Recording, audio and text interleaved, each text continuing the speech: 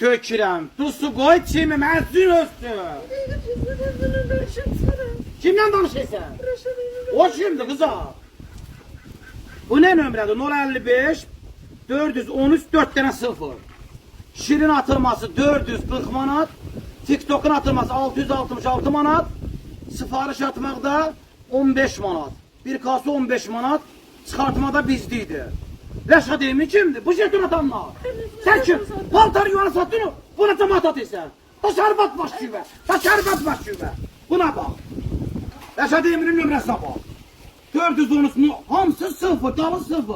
Mu. Sen Rəşad Emin'e ne kadar borcun var? Dayan Rəşad Emin'i mən yıkacağım. Rəşad Emin'i mən yıkacağım. Dur get su koy. Dur get su koy kimiyə. Dur get su koy. Salam Rəşad Emin. Bu ne nömrədir? Mən, ha. Şiri belə 300 atıyorsunuz.